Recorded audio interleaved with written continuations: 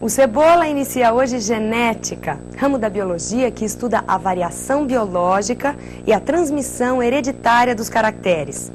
A maior parte da genética corresponde à análise de como os cromossomos são transmitidos de uma geração aos seus descendentes.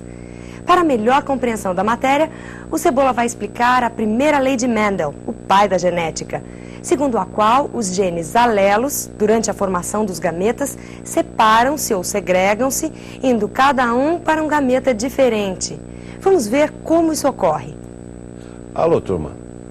Como já havíamos prometido, nós estamos aqui hoje para falar sobre genética.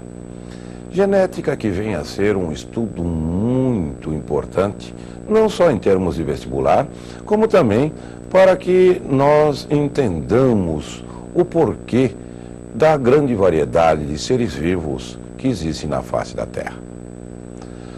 A genética, ela sempre foi um estudo de grande interesse para os seres vivos. Tinham muitas pessoas, na antiguidade, que queriam saber o porquê que de vez em quando os filhos eram parecidos com as mães, às vezes eram parecidos com os pais, às vezes com indivíduos mais da família, mais distantes da família, como os tios, avós. Isso sempre foi um tema de muito interesse. Muitas teorias foram desenvolvidas para explicar essa hereditariedade. E isso foi explicado por um monge, Gregor Mendel. Mendel, ele verificou que existiam características não só no homem, ou não só nos animais, que poderiam passar de geração a geração. Por exemplo, ele trabalhava em uma horta e plantava ervilhas. Ele percebeu que existiam ervilhas de semente amarela, ervilhas de sementes verdes, como existiam indivíduos loiros e indivíduos morenos.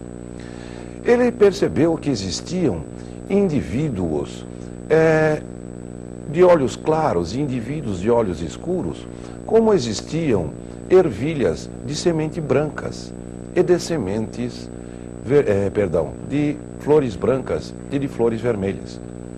Percebeu também que existiam plantas de ervilhas altas, plantas de ervilhas baixas, como existiam indivíduos altos e indivíduos baixos. E ele percebeu mais, que ele poderia miscigenar nas ervilhas todas essas características, como pode-se miscigenar essas características nos seres humanos. Então ele começou a fazer o seu estudo da hereditariedade, que vem a ser o estudo destas variações que existem no indivíduo, da hereditariedade. Por que que os indivíduos mantêm algumas características constantes de sua família e por que que algumas características são modificadas. Vamos marcar aí a definição de genética, então. É o estudo da hereditariedade. Da hereditariedade, vejam. Eu não estou dizendo que é o estudo dos genes. Isso aí viria ser genealogia. É aquilo que nós estudamos, como o DNA é formado. Pelas bases púricas, bases pirimídicas, seria a genealogia. A genética estuda a hereditariedade. Estuda a hereditariedade e as suas variações. Variações da hereditariedade. Essas variações podem ser variações comuns. Podem ser variações que são mais ou menos constante dentro de uma espécie. Estudado a fatores que nós chamamos de dominância e de recessividade. Às vezes essas variações são mais raras e às vezes até mais enérgicas em certo tipo de família. Por exemplo, uma característica que nunca houve em uma família pode passar a aparecer. A isso nós vamos chamar de mutações. Então a genética estuda a hereditariedade, a dominância, a recessividade, às vezes até a falta de dominância E nós vamos também estudar a modificação mais enérgica, que nós chamamos de mutação. Vamos ver como é que Mendel tentou fazer e explicar a hereditariedade, que é hoje a base de toda a genética que nós temos. Ele percebeu que uma característica muito marcante em ervilhas era a cor da semente. Ou a semente era amarela ou a semente era verde. E ele tentou fazer a sua primeira experiência. Vamos lá ver. Pegou ervilhas amarelas puras. Como é que eu sei que essa ervilha é amarela pura? Porque quando eu autocruzo essa ervilha, ou então cruzo com outra ervilha igual a ela, somente dão descendentes com características de semente amarela. A mesma coisa ele fez com ervilhas verdes puras. Quando ele cruzou esses dois tipos de ervilhas, ele conseguiu todos os descendentes amarelos, mas híbridos. Por que eu vou dizer que é híbrido? Não pode ser pura. Ele veio de um cruzamento desigual de ervilhas amarelas e ervilhas verdes. Essas são amarelas, porém não são puras, são híbridas. Outra consequência, essa ervilha amarela, ela deve a sua cor a algum fator que veio desta ervilha, que dominou o fator que daria a cor verde. Quando eu misturo o fator para amarelo e o verde, eu consigo o amarelo. Logo, em ervilhas, a cor amarela é uma cor dominante. E essa ervilha é híbrida, porque veio de um cruzamento desigual. Isto ele fez muitas vezes, mas muitas vezes mesmo. Ele sempre conseguia o mesmo resultado. Agora, ele falou, eu posso ainda bolar, pensar um cruzamento para ver o porquê que ocorre isso.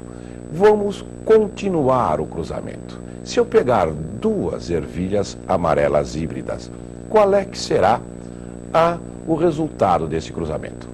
Olha aqui, ele pegando duas ervilhas amarelas híbridas e cruzando entre si, ou mesmo autocruzando uma ervilha amarela híbrida, na descendência ele vai conseguir ervilhas amarelas e ervilhas verdes, na proporção de 3:1.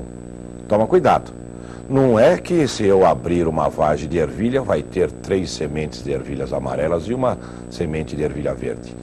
E nem na mesma planta vai ter 3 vagens com semente amarela e 3 vagens com sementes, uma vagem com semente verde. O que acontece é que os pés que dão ervilha amarela só dão ervilhas amarelas. Os pés que dão ervilhas verdes só dão ervilhas verdes.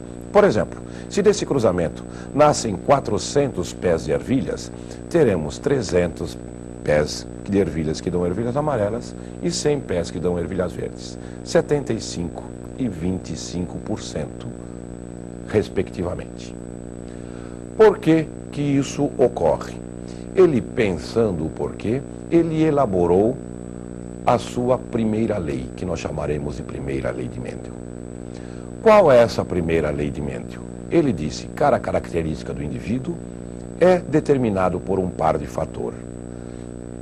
Esses fatores se separarão na formação dos gametas. E os gametas têm todos a mesma probabilidade de fecundação. Vamos gravar isso. Vejam lá. Cada caráter, aquilo que aparece, é determinado por um par de fatores. Esses fatores separam-se na formação dos gametas. Todos os gametas têm a mesma probabilidade de fecundação. Como ocorreria isso, essa primeira lei de Mendel, na sua primeira experiência? Tomando a primeira lei sob a luz da primeira experiência, vejamos o que ocorre. O par de fatores dominante, que eu vou chamar vezão-vezão, que dá característica amarela quando cruzado com ervilha verde, vezinho, vezinho. Seus gametas, esse faz todos os seus gametas vezão, esse todos os seus gametas vezinho. Quando a união desses dois gametas, nasce o indivíduo vezão-vezinho, vezão dominante, vezinho recessivo, é amarela e é híbrida. Quando este indivíduo for fazer os seus gametas, fará gameta vezão e gameta vezinho.